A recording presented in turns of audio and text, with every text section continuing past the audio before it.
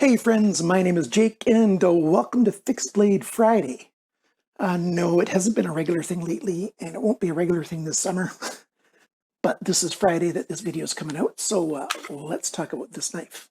This is the Kubey KU230 D2 steel, sort of an American Tanto kind of style blade, G10 handle scales, Kydex sheath with a tech lock type connector to your belt. This is what we're going to talk about. I don't know why I couldn't think of the proper way of describing this, but we'll find out. And I didn't mean to give you the finger there. Let's put this onto the tabletop and take a close look and discuss what we found.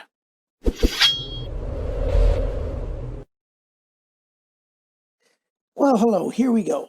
You can take a look at that. The first thing that I want to say is this is a knife blade that is under 3 inches. Well, 3 inches from the tip to the G10, basically, so under 3 inches for the cutting edge. Also, I want to let you know you can get this knife, Kuby calls it a mirror edge, but it's more like a polished satin edge, as well as this gray stonewash. I like the gray stonewash better. The sheath system, as already mentioned, Kydex with this tech lock type connector for your belt. It's got dividers so that your belt fits in snugly. You can take them out if you want to, or leave them in. They go into these little buttons here, so you just push them out, pry them out with your fingernails. Oh, dropped it on the floor. And then just put it in whatever hole it goes to, and I'll pick it up later. The snap here, the retention, is done very well. It's got a bar all the way across. You can see it comes out there, so it's sturdy, strong click that holds onto your belt. It's a decent system. I just don't prefer it. But since this is the proper distance, you could turn this around and turn this into a scout carry. With this tech lock type connector, I don't mind having a that kind of scout carry on this. I don't like this kind of carry when it's on your belt and then your waist goes up from there. It's just too high on my waist. Maybe for you it would work just fine. I would much rather have the belt up here, so a system that brings it up here, kind of like this knife. Not a big problem, and it's pretty good. Nicely cornered, rounded corners everywhere. It doesn't catch on things. It's not sharp. It's well done for what it is. I would just prefer something different. Now, to talk about the rest of the sheath, like you saw, I just pulled it out, but I was grabbing this part. If you're using the sheath properly, they've got a really nice thumb rest there that they've made. So you push your thumb on there, you grab with all your fingers, and push with your thumb. Your thumb being one of your strongest fingers, probably the strongest one. Just push, and it comes loose very easily. I really like how they made that large enough to be effective. Some knives just don't do that. So fixed blades, I really like this at all. So overall, I think Kuby did a good thing with the sheath, although I would prefer something better. But I could always make my own attachment to carry the knife lower on my waist if I wanted to do it that way. Thing is, this isn't the kind of knife that a Canadian boy is likely to carry all that often when he's carrying a fixed blade, because it basically looks like a tactical style knife. And, it's just not something that Canadians do very much, because for us, it's illegal to carry a knife for the purposes of self-defense.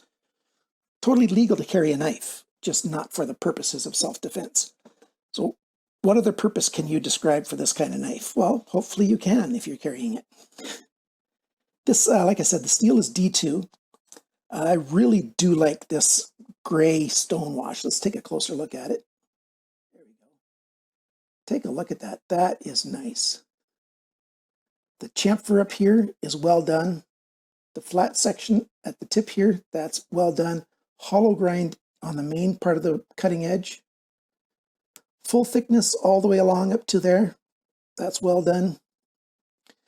This is my first con for this knife, for the knife itself. Is that a sharpener's choil? If so, it's too big. Is that a forward choil for the finger? If so, it's too small. So I really wish they would have made this choil larger or smaller. Now they do have a gradual plunge here, and it takes till about here where my fingernail is before you get to the regular full thinness of the blade all the way along. So with that gradual plunge, they needed to make it big. So I think they could have done a little more, a sharper plunge, so it goes down faster. Sorry about the focus issues. Or they could have made this whole section larger and made it a nice forward choil. The grip of this knife like this isn't bad. It's comfortable. Really nice thumb rest area in here that they've made. So that's a really good thing. And pushing with that, you got a lot of force in there. This only gives you a little bit extra, and it's really not that necessary when the knife cutting edge is already less than 3 inches. And I'll give you all the specs in just a little while. But that's pretty much it for the blade. Now the handle, I like this large jimping back here. It's good enough to be effective, but it's not a hot spot at all on your thumbs. You've got a nice separation between your index finger and then the rest of your hand. So this swelling here makes it very comfortable in hand, very grippy. The lanyard hole back here, since it's on the tang of the blade and it's thinner, doesn't have G10 around it, that's well made. When you do tie a lanyard on there, it doesn't bulk out too far, so that's a good thing. They even added just a little bit of jimping back there, and that's for when you want to use the knife like this. You get that extra little bit of grip with your thumb in case you need to do some piercing work. And this Western style Tanto tip is quite strong, so it's good for piercing into things. Even a tin can if you need to open a tin can or something. That's a good thing. The G10 here, it's very stylized. You've got a negative radius here instead of a regular chamfer, but it's comfortable, works well. Then you got this little decorative section in the middle, makes it just a little bit lighter, and it adds some decorative effect, and it just adds a little more grip. Not much, but a little more grip, especially with the tips of your fingers on this side. Very well done indeed. All the edges of the metal are chamfered where they're exposed by themselves, up here and over here. No, there's no spot on this knife to strike a ferro rod, except for maybe inside this sharpener's choil right here. I don't like striking it on the cutting edge, but this isn't a survival kind of knife anyway, so that's not really a question most people are going to be asking. Now, Kuby did a good thing here with putting their KB on here, but I don't know why it's KB, because Kuby's one word. Kuby knives, KK. But KB is what they've chosen. It looks nice. It's well done. T8 screws, Torx 8 screws. I had a little bit of difficulty getting them undone. I had to use a lot of strength to get them open, but I didn't strip out the screws, so that's a good thing. And it didn't spin freely along, although technically it could. I guess if you took it apart several times, it's going to start to get free spinning, and then you might run into problems.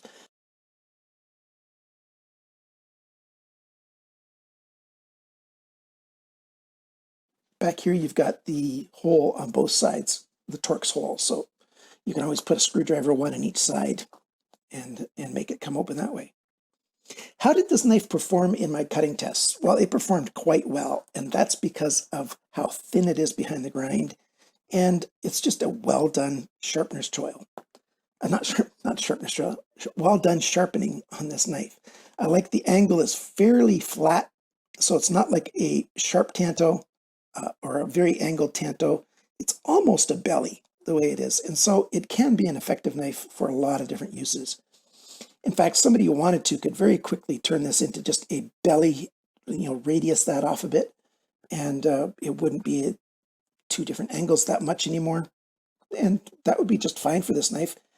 The hollow grind helps keep it thin behind the grind for many, many sharpenings, and the flat grind here keeps it strong. So it'll get thicker behind the grind as you sharpen this up here. Not a bad compromise with that dual grind. And now let's talk about all the dimensions, sizes, and that kind of information.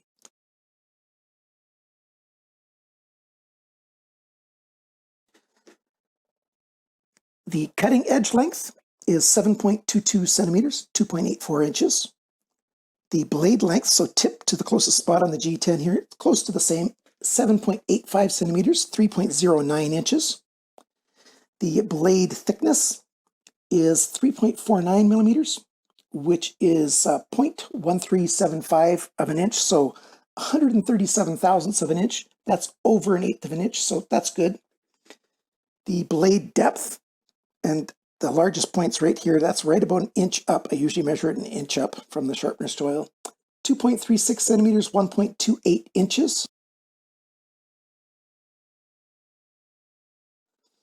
The thickness of the edge behind the grind, 0.28 millimeters, which is 23 thousandths of an inch. It could be a little bit thinner, but 23 thousandths isn't terrible at all, especially for a nice fixed blade. The grind angles right here. Oh, they're on the piece of paper that I left upstairs. So I'll tell you what the grind angles are on the screen right here. 20 degrees per side is usually considered quite normal or average.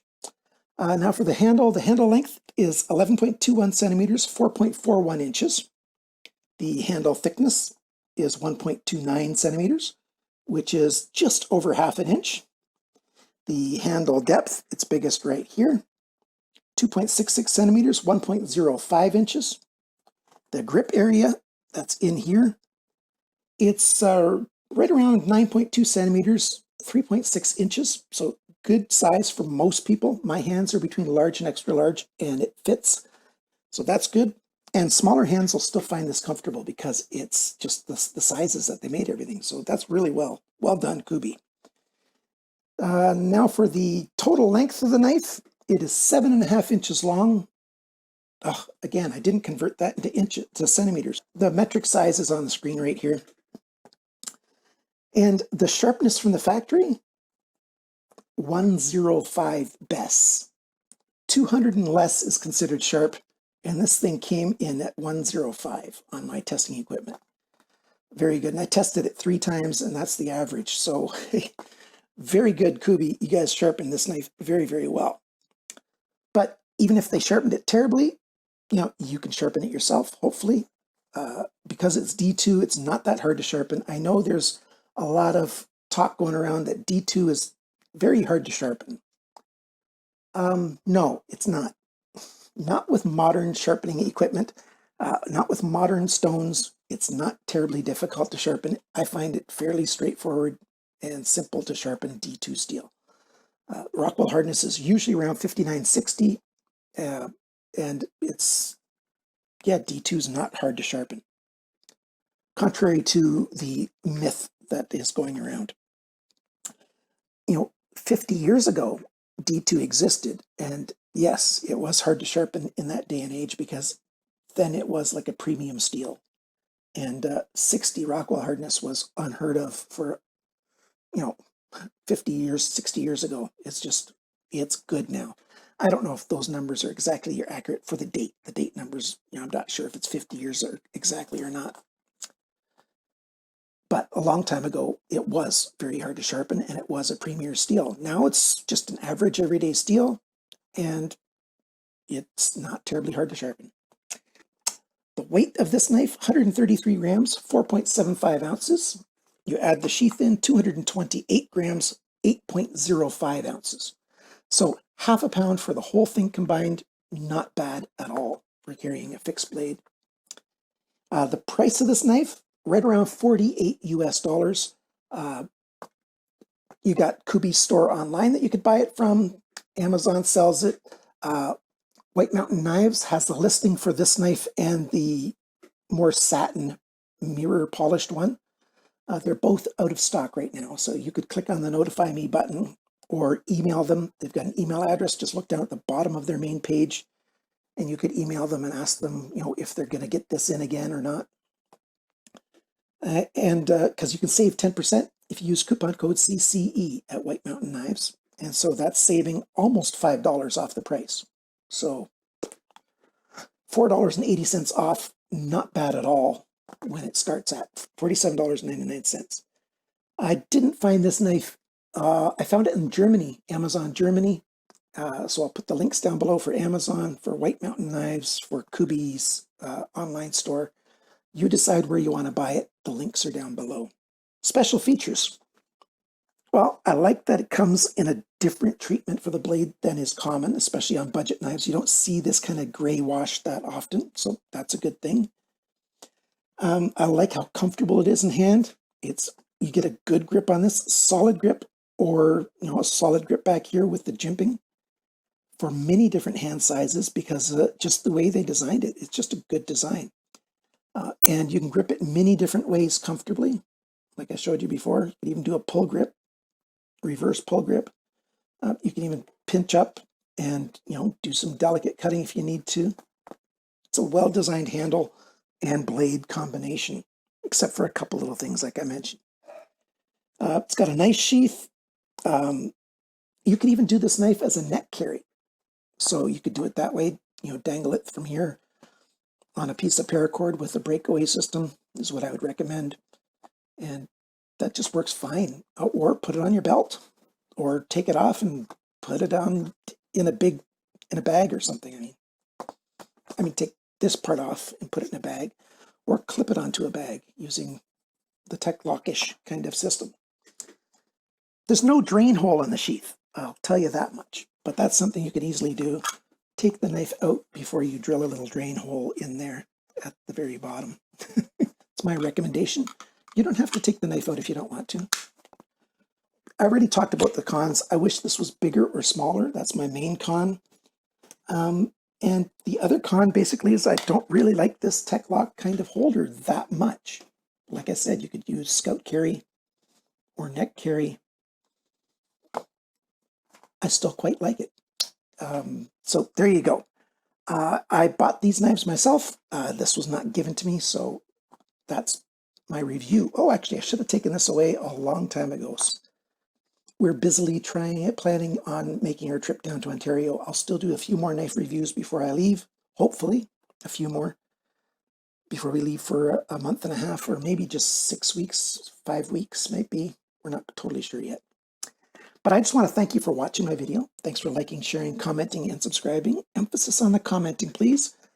I appreciate it. It helps my channel a lot if you comment. And remember, friends, always cut towards your chum, not your thumb. Bye for now.